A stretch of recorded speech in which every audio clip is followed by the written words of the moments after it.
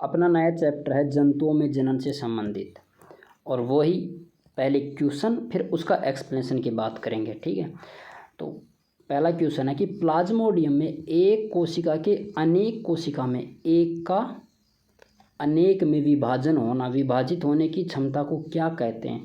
तो इसे कहते हैं बहुविभाजन। द्विविभाजन में दो होता है, मुकुलन में क्या होता है कि कोई एक भाग का विकसित होना, एक भाग का बड़ा विकसित होना ही मुकुलन कहलाता है। ठीक है, तो इसका होता है प्लाज्मोडियम में एक से अनेक होना बहुविभाजन कहलाता है। ये चित्र दिख रहा होगा, प्लाज्मोडियम में बहुविखंडन, देखो एक से अनेक बन रहे हैं, ये देखो ये गोले बन रहे हैं, छोटे छोटे गोले बनी हुई है ना, ये बहुविभाजन है। ये एक से ही अनेक बने, पहले एक था, फिर ये टूट कर दो हुआ, फिर ये दो से तीन हुआ, फिर तीन से चार हुआ, फिर पाँच हुआ, ऐसे ऐसे करते करते करते ये और ये ऐसे हो गया। ठीक है, तो ये बहुविभाजन। तो प्लाज्मोडियम में क्या होता है? बहुविखंडन होता है। तो ये पूछ भी सकता है कि प्लाज्मोडियम में कौन सा विखंडन होता है? तो बहुविखंडन होता है। अब बात कर लेते हैं अपने पास प्लाज्मोडियम था, तो ये कैसे, इनके बारे में मुकुलन, द्विविभाजन, बहुविभाजन से संबंधित हम बात कर लेते हैं। ये क्या होता है? तो ये होता है जनन। जनन दो प्रकार के होते हैं, लैंगिक और अलैंगिक। लैंगिक जनन होते हैं जिनमें नर और मादा दोनों मिलकर किसका निर्माण करते हैं? संतति का निर्माण करते हैं, वो होता है लैंगिक जनन। और जिनमें एक ही जनक संतति का निर्माण करता है, मतलब या नर हो या मादा हो, उनमें से कोई एक से ही क्या बनता है? संतति उत्पन्न होती है, उसे बोलते हैं अलैंगिक या कायिक जनन बोलते हैं। इसे क्या बोलते हैं? कायिक जनन। तो याद रखना, लैंगिक जनन में दो का होना अनिवार्य है, नर और मादा का, जबकि अलैंगिक में केवल एक से ही संतति उत्पन्न हो जाती है। अब अलैंगिक जनन के प्रकार देख लेते हैं।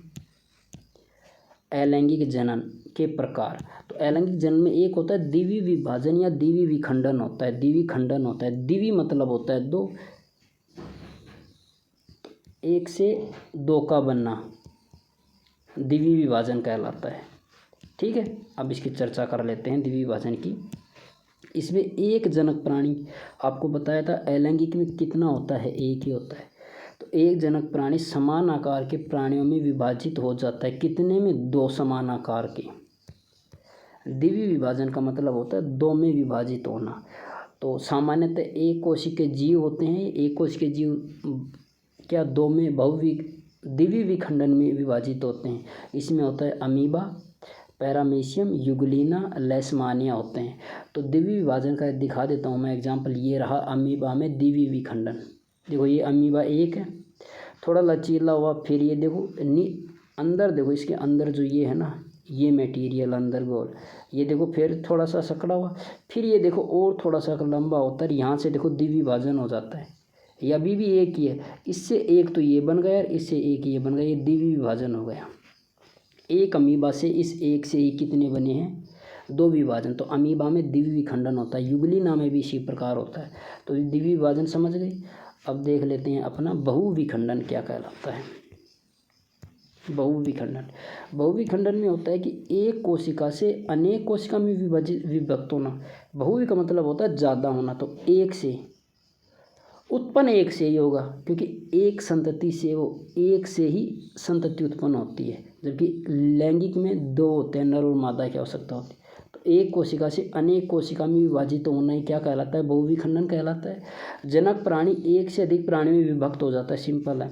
प्लाज्मोडियम वो आपको दिखाई दिया था हमने, ये देख लिया प्लाज्मोडियम, ये एक था, ये धीरे धीरे एक से दो हुआ, ये दो से फिर कितना हुआ? तीन हुआ, तीन से कितना हुआ? चार हुआ, चार से ऐसे होते होते होते होते था एक ही, और ये टुक विभाजित होते होते एक से ही क्या बन गया? प्लाज्मोडियम बहुविखंडन हो गया। ठीक है, ये था बहुविखंडन। अब मुकुलन क्या होता है? मुकुलन में एक प्राणी के शरीर से, बता दिया, उत्पन्न होगा एक से, एक प्राणी के शरीर से एक कलिका बनती है। ये कोई प्राणी है मान ले, तो ये कोई प्राणी है, ठीक है, इससे एक कलिका निकलती है, ये ऐसे, जैसे एक कलिका निकली आगे विभक्त होगी, तो ये अपना ये प्राणी था, और फिर इससे यही कलिका क्या होती है? बड़ी होती है। ये जो साइड से निकली ये बड़ी हो जाती है। तो ये कहलाता है कि एक कलिका बनती है, यह कलिका विकसित होकर नए प्राणी का निर्माण करती है। यही कलिका देखो बड़ी होकर बड़ा बन गए, विकसित होकर। इसमें हाइड्रा और वर्टिसोल्स, ये एग्जाम्पल याद रख लेना। प्लाज्मोडियम में बहुविखंडन होता है, हाइड्रा और वर्टिसिला में क्या होता है, मुकुलन होता है। और मुकुलन का एग्जाम्पल देख लो, ये रहा।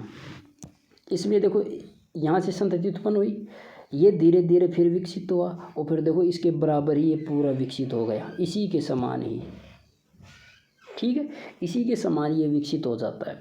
तो ये होता है मुकुलन। ओके, तो ये मुकुलन से संबंधित था, अपना समझ गए। द्विविखंडन, बहुविखंडन, मुकुलन समझ गए। एक और होता है पुनरुद्भवन। वो क्या होता है, ये रहा पुनरुद्भवन। ये उत्पन्न होता है किसमें, प्लेन एरिया में। प्लेन एरिया में क्या होता है, पुनरुद्भवन का मतलब होता है एक का ही टुकड़ा हो जाना। जैसे ये कोई एक है, इसके ही टुकड़े हो जाना, यहाँ से एक यहाँ से हो गया, एक यहाँ से हो गया, एक यहाँ से हो गया, ये टुकड़ा हो गया। तो ऊपर वाला एक तो ये भी विभक्त हो गया, एक बीच वाला भी विभक्त हो गए, तीन हो गए। तो जैसे ये एक है, एक से इसके तीन टुकड़े भी हैं, ये तीनों विकसित हुए। और देखो अंततः लास्ट में ये प्रारंभिक वाले ही बन गए, ये तीनों जो प्रारंभिक था। तो एक का ही बहुविखंडन होता है और वो अलग अलग बनते हैं, वो होता है पुनरुद्भवन, अलग अलग बन जाते हैं वो। तो ये पुनरुद्भवन में देख लो, ठीक है। क्या कहता है, इसमें जीव कुछ टुकड़ों में खंडित हो जाता है। जीव एक ही होता है, वो कुछ टुकड़ों में खंडित हो जाता है तथा प्रत्येक खंड वृद्धि कर नए जीव विकसित कर लेते हैं। तो एक ही जीव कुछ खंडों में विभाजित हुआ, ये अपना प्रारंभिक था। देखो ये रहा, ये ही देखो तीन टुकड़ों में विभाजित हुआ, तीनों विकसित हुई और आगे चलकर तीनों ही अलग अलग निर्माण कर दी। तो एक जीव खंडित होकर अलग अलग निर्माण करता है। और इसमें है प्लेन एरिया, हाइड्रा और तारा मछली। हाइड्रा अभी बताया था आपने, हाइड्रा में मुकुलन भी होता है। ये रहा, हाइड्रा में मुकुलन भी होता है, और हाइड्रा में क्या होता है, पुनरुद्भवन भी होता है। ओके, तो ये था अपने अलैंगिक जनन से संबंधित। किससे संबंधित था ये अभी तक, अलैंगिक से। और इसमें हमने क्या पढ़ा, अलैंगिक जनन में एक से ही संतति का निर्माण होता है, अलैंगिक। अब बात करते हैं लैंगिक जनन के बारे में।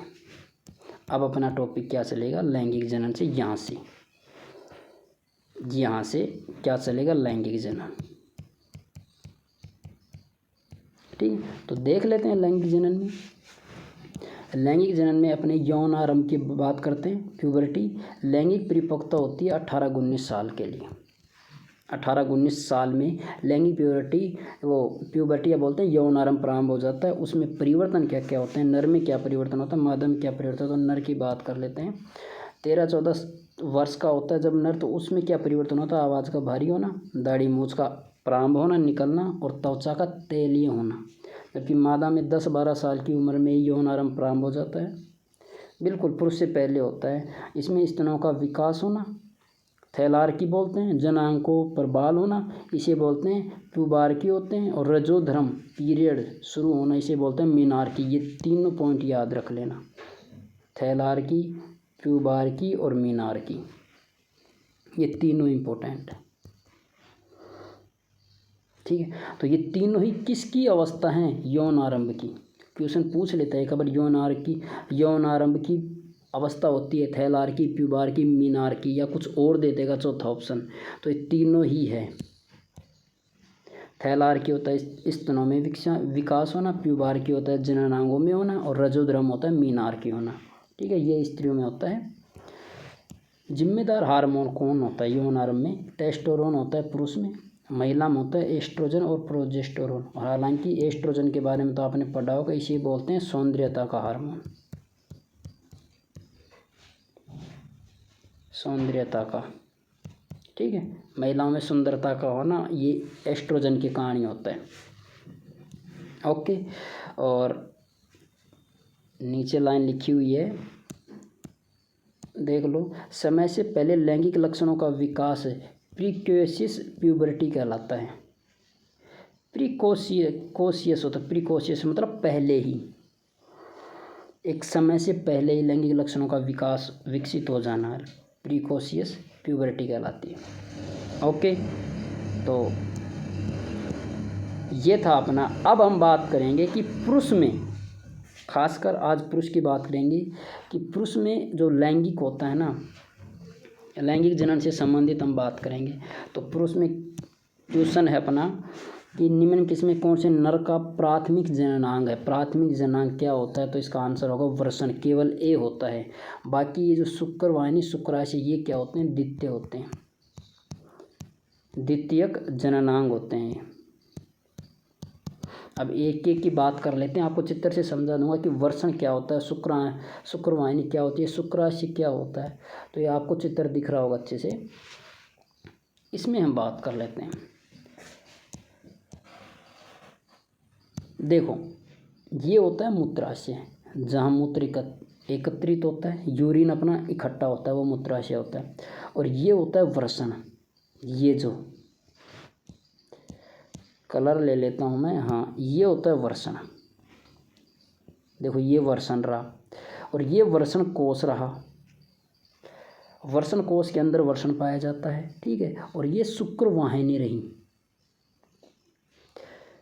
वृषण यहाँ से शुक्रवाहिनी से निकलता है, शुक्रवाहिनी से निकलता हुआ आगे जाता है और कहाँ जाता है, ये होता है शुक्राशय।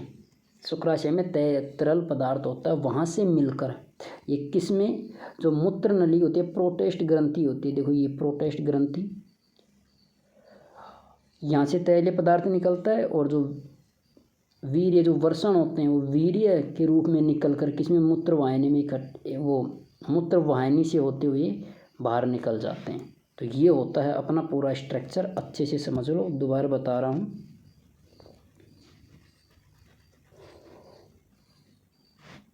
फिर से समझ लेना। देखो ये होता है सबसे पहले मूत्राशय, जहाँ मूत्र नली होती है, इसमें देखो ये मूत्र नली हो रही, ये मूत्र नली है और इसी से ये वृषण है, जहाँ वृषण होता है ये वृषण कोश होता है जिसमें वृषण रहता है। और यहाँ से वृषण से निकलता है शुक्रवाहिनी से होते हुए अपना, और कहाँ आके मिलता है, ये शुक्राशय। देखो ये शुक्राशय है, कौन सा शुक्राशय है, ये रहे शुक्राशय, ये रही ये शुक्राशय। और प्रोटेस्ट ग्रंथि ये रही, ये दो प्रोटेस्ट ग्रंथि हैं, इनसे निकलते हुए जो ये शुक्रवाहिनी से आया हुआ है ये, और ये कलर चेंज करता हूँ मैं, हाँ शुक्रवाहिनी से आता है, फिर प्रोटेस्ट शुक्राशय से मिलता है, शुक्राशय से आगे निकलता है, प्रोटेस्ट ग्रंथि से निकलता है। और देखो ये इधर तो है मूत्राशय, यूरिन के लिए नली है, ये आगे यूरिन के लिए, और अपना क्या है, शुक्राशय प्रोटेस्ट ग्रंथि होती हुई, और ये फिर वापस यहाँ इसके माध्यम से निकल जाता है, ठीक। तो ये अपना पूरा स्ट्रक्चर था। तो प्रोटेस्ट ग्रंथि होती हैं और शुक्राशय होते हैं। इसमें क्या होता है कि ये वीर्य को एकत्रित करने का काम होता है शुक्राशय। वीर्य एकत्रित कहाँ होता है, वीर्य एकत्रित का नहीं, वीर्य का निर्माण, वीर्य का निर्माण शुक्राशय में होता है, यहाँ से शुक्राशय, ठीक है, शुक्राशय से होता है वीर्य का निर्माण। और जो वृषण निकलता है वृषण से होते हुए और वीर्य शुक्राशय के माध्यम से आगे बाहर निकलते हुए प्रोटेस्ट ग्रंथि से तैलीय पदार्थ मिलता है, और फिर आगे यूरिन नली से होते हुए ये निकल जाता है, ठीक है। मूत्र नली का देखो ये अलग से रही, इसने दर्शा भी रखा है, ये मूत्र नली का है, ये बोल रखा है, ठीक है। ये मूत्राशय, ये प्रोटेस्ट ग्रंथि है, सेशन है, और ये मूत्र मार्ग है, यहाँ से निकल जाता है। तो ये बोल रहा है कि अपना क्वेश्चन क्या था, जननांग से संबंधित कि कौन सा प्राथमिक जननांग है, क्वेश्चन ये था। प्राथमिक जननांग में नर में एक जोड़ी वृषण कोश में पाए जाते हैं, तो वृषण ही प्राथमिक जननांग है, जबकि शुक्रवाहिनी, शुक्राशय और सेशन ये क्या है, द्वितीय वाहिनी, द्वितीय जननांग है। तो हमने वृषण को ही बताया था, केवल एक को, ठीक है। तो प्रथम जननांग पुरुषों में केवल वृषण होते हैं, पुरुषों की बात कर रहे हैं हम। अगला है वृषण कोश से संबंधित क्वेश्चन, क्या है कि वृषण कोश के संदर्भ में असत्य कथन, वृषण कोश ताप नियंत्रक का कार्य करता है, बात सत्य है। वृषण कोश का तापमान शरीर के अन्य अंगों से ज़्यादा होता है, गलत है। वृषण कोश का तापमान लगभग 33-34 डिग्री होता है, ठीक है, जबकि अपने शरीर का तापमान सामान्य कितना होता है, 37 डिग्री होता है। तो 37 डिग्री से तो कम ही है, तो ये ज़्यादा है बोल रहा है, तो ये गलत है, ठीक है। और सी क्या है, वर्षण कोश। वर्षण को स्थिर रखने के लिए आवश्यक है, अभी बताया था कि वर्षण कोश में ही वर्षण पाए जाते हैं, तो ये भी सही बात है। तो गलत कौन सा है, बी है, तो यही आंसर होगा इसका, यही आंसर होगा। ठीक है, ऐसे कथन पूछ रहा है। देखो अब वर्षण कोश से संबंधित बात कर लेते हैं। वर्षण कोश वर्षण को स्थिर रखने के लिए आवश्यक है, सही है। वर्षण कोश में वर्षण पाया जाता है। शुक्राणु निर्माण हेतु शरीर से कम तापमान की आवश्यकता होती है। शुक्राणु निर्माण के लिए शरीर से कम तापमान, शरीर का वैसे नॉर्मल होता है 37 डिग्री, उससे कम तापमान की आवश्यकता होती है। वर्षण कोश ताप नियंत्रक यंत्र के तौर पर कार्य करता है। वर्षण कोश का तापमान शरीर के अन्य अंगों से क्या होता है, लगभग 33-34 डिग्री सेल्सियस होता है। मानव शरीर का तापमान 37 डिग्री सेल्सियस, फ़ारेनहाइट में 98.6 और केल्विन में 310 होता है। ये याद रख लेना, पूछ सकता है। ये क्वेश्चन तो इम्पोर्टेंट है ही, बल्कि ये भी पूछ सकता है। ठीक है, कि 37 डिग्री सेल्सियस का फ़ारेनहाइट में बदलो या केल्विन में बदलो, तो ये याद रख लेना। ओके, अगली लाइन क्या बोल रहा है ये, कि शुक्र जनन कोशिकाओं को पोषण, सुरक्षा या अवलंबन प्रदान करने हेतु वर्षण में स्टार्ली कोशिकाएं पाई जाती है। तो ये पूछ लेगा कि स्टार्ली कोशिकाओं का काम क्या है। तो शुक्र जनन कोशिकाओं में क्या होता है, शुक्र जनन कोशिकाओं को पोषण, सुरक्षा और आलम्बन प्रदान करने के लिए वर्षण में ही क्या होता है, स्टार्ली कोशिकाएं पाई जाती है। तो ये याद रख लेना। अब आते हैं कि निर्माण कार्य क्या होते हैं। शुक्राणु का निर्माण करता है वर्षण। टेस्टोस्टेरोन हार्मोन का क्या होता है, स्रावण करता है। ओके, शुक्राणु का परिपक्वन या एपिडिडाइमिस में होता है। तो शुक्राणु का परिपक्वन किस में होता है, एपिडिडाइमिस में होता है। ये भी याद रख लेना, पूछ सकता है। तो शुक्राणु निर्माण तो कम तापमान की आवश्यकता होती है, इसलिए वर्षण कोश ताप नियंत्रक शरीर से क्या होते हैं, बाहर स्थित होते हैं, हेतु शरीर से बाहर स्थित होते हैं। तो याद रख लेना कि वर्षण में ताप जो नियंत्रक का कार्य वर्षण कोश करता है, जो कि सामान्य तापमान से कम होता है, शरीर के सामान्य तापमान से कम होता है। ओके, क्वेश्चन आता है शुक्राशय में बने तरल पदार्थ का कार्य है। शुक्राशय में तरल पदार्थ बनता है, प्रोटेस्ट ग्रंथि में बनता है, जो कि ऊर्जा प्रदान करता है, शुक्राणु को ऊर्जा और गति प्रदान करने के लिए। ठीक है, तो शुक्राशय एक थैलीनुमा संरचना होती है जो शुक्राणु को संग्रहित करता है। किसको, शुक्राणु को संग्रहित करता है, तथा अपने दीवारों से चिपचिपा पदार्थ निकालता है जो वीर्य का अधिकांश भाग बनाता है। तो क्वेश्चन पूछ लेता है ये कि वीर्य का अधिकांश भाग बनता है किसमें, शुक्राशय में। ये याद रख लेना, शुक्राशय में शुक्राणु का संग्रह ही होता है, लेकिन वीर्य का अधिकांश तो भाग कहाँ बनता है, वीर्य का निर्माण कहाँ होता है, तो शुक्राशय में होता है। जबकि शुक्रवाहिनी में क्या होता है, शुक्राणु को शुक्राशय तक पहुँचाती है, शुक्राणुओं को शुक्राशय तक पहुँचाती है। क्या शुक्रवाहिनी, इसमें चित्र में देखोगे तो आपको पता चल रहा होगा कि ये तो क्या है, शुक्रवाहिनी। देखो ये तो वीर्य को किधर, यहाँ से वर्षण कोश से क्या होता है, शुक्रवाहिनी क्या शुक्राशय में पहुँचाती है। देखो ये शुक्राशय रहा, ठीक है। हाँ, तो अगर देख पाओगे सही से तो दिखा देता हूँ मैं फिर से।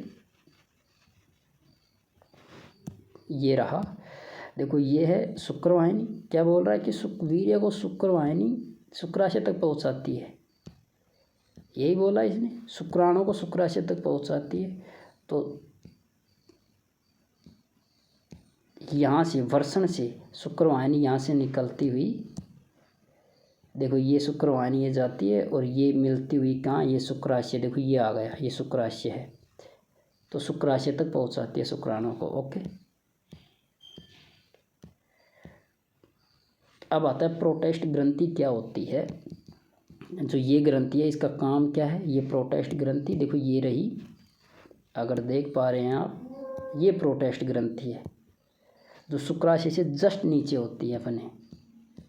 तो प्रोटेस्ट ग्रंथि के बारे में देख लेते हैं। यह तरल पदार्थ स्रावित करती है जो वीर्य के साथ मिलकर शुक्राणु को गति प्रदान करता है, वीर्य के स्कंदन को रोकता है, वीर्य गाढ़ा ही बना रहे, इसलिए उसको तरल पदार्थ साथ में देती है ताकि उसकी गति बनी रहे। वो प्रोटेस्ट ग्रंथि का काम होता है, तरल पदार्थ स्रावित करती है। 40 से 50 वर्ष की आयु में प्रोटेस्ट ग्रंथि फूलकर बड़ी हो जाने से मूत्र मार्ग अवरुद्ध हो जाता है। यही कारण है कि बड़े बूढ़े बुजुर्गों को ना, बड़े लोगों को, बुजुर्गों को पेशाब करने में प्रॉब्लम इसी वजह से आती है, क्योंकि प्रोटेस्ट ग्रंथि फूल कर बड़ी हो जाती है। तो ये जो प्रोस्टेट ग्रंथि फूल कर बड़ी हो जाती है, देखो ये चित्र में देख पा रहे होंगे आप, देखो ये रहा, दिखा देता हूँ मैं, ये रहा, ये रहा, एक मिनट साफ ही कर देता हूँ मैं सारा।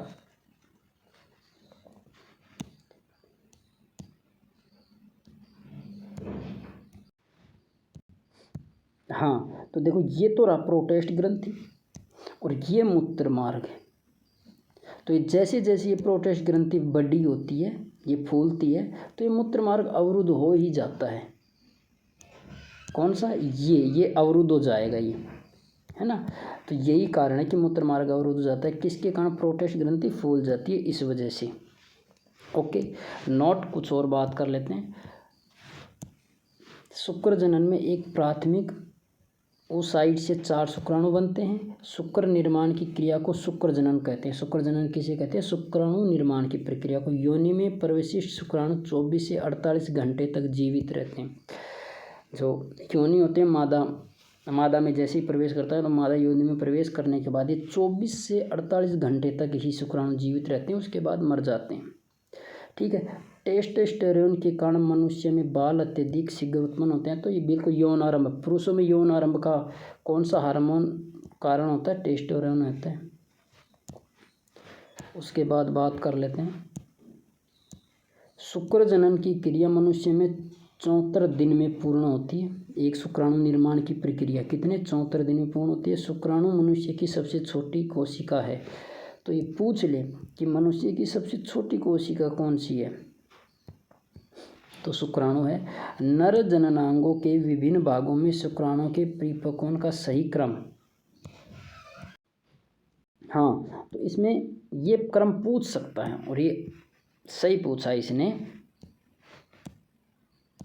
कि नर जनांगों के विभिन्न भागों में शुक्राणु के परिवहन का सही क्रम क्या होता है। तो सबसे पहले देखो चित्र से समझ लेते हैं।